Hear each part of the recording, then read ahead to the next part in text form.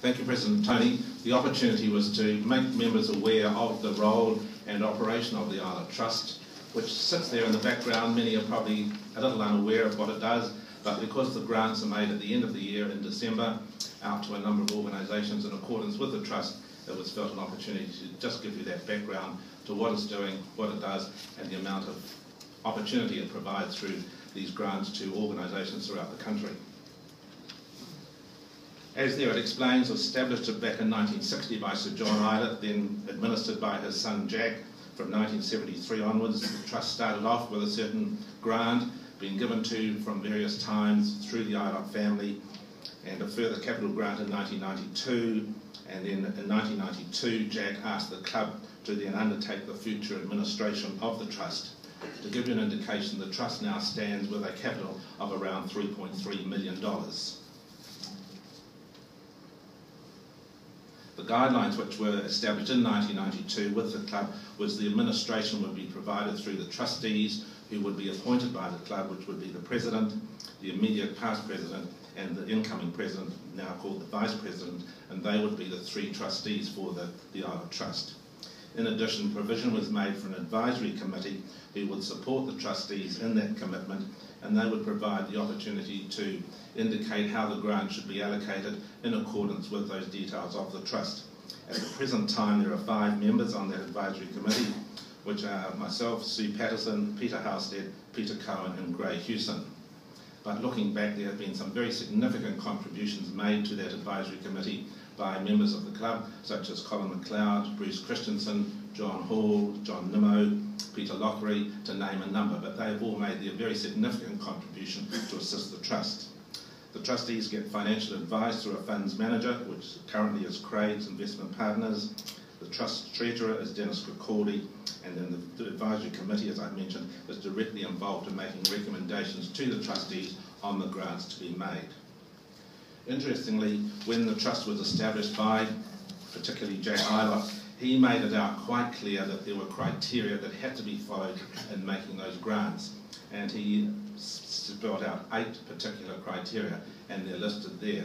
An interesting collection of requirements and criteria, not maybe what you would think, but for those who knew Jack Ilott, they follow his philosophy of wanting to help a person in need, to help maybe what could be called the underdog in some ways, to help those in society who might not be getting help from other areas, and more particularly, it was not to be large grants. It was to be some seed money in a number of cases, something often in the order, and that's there in the guidelines as well, something between $1,000 and $2,000 to these organisations. So not large amounts, but to get them on the road and to give them help. And then in addition, the trustee requires that there are designated individual grants to one of 5 organisations with which the Ilott family were very much involved, and each year one of those is selected on a rotational basis, and they're listed there, which again is an interesting collection, but they're organisations which the Ilott family particularly were very involved in starting. Where it mentions the National Gallery, that's of course related to the etchings, etc. of the Ilott family, which are now in Te Papa, so that when their turn comes around for that designated grant, it's related specifically to those etchings collection at Te Papa and not just to Te Papa generally. As I mentioned before, the grants are made in the range of $1,000 to $2,000, but the trustees can elect if there is to be a repeat grant or a special grant subject to the available income. To the current day, 2013, 167 applications were received. 96 of those were successful, and so the total sum granted was $145,000. When you think 167 applications are received, and they're not just a one-pager, they're often 5 to 10 pages, and each of those applications is looked at by every member of the advisory committee. The applications are only come in from 1st of October until the 10th of November. Again, that's put down in the trustee, that's when they're to be received. And so in that period of a month, 6 weeks, of October to November, the 5 members of the advisory committee have quite a task in that you're reading all of those applications, and you've got a process that they get circulated around everybody over that time, so that when we come together to make the decision on the grants, we can be sure that everybody has read them, and therefore you're reaching a consensus opinion should this organisation be given a grant or not? Do they meet the criteria, quite specific over those 8 categories or not? But out of those received, 96 were successful, and that grant, as I said, was $145,000.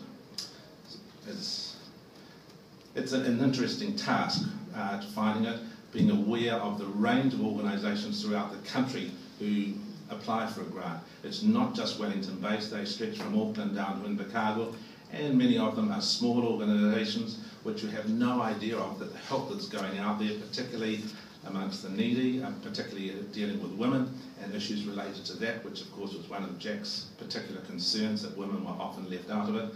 And when you're reading what's happening around the community, it's quite amazing, and that selection process becomes a little difficult, but you've got to keep within the terms of the trustee and those specific criteria that are laid out. If you wanted some more detail, you can look on the website. We put on the website the successful organisations, the grants that they have received, and so it's very transparent out there for the people to see and for members to be aware of. But at this stage it was thought you should be aware of what happens each year with the Ilott Trust, that it goes on in the background doing some very good work effectively in accordance with what the Ilott family wish to be done, and it's making a significant help out there in the community. Thank you very much. Thank you.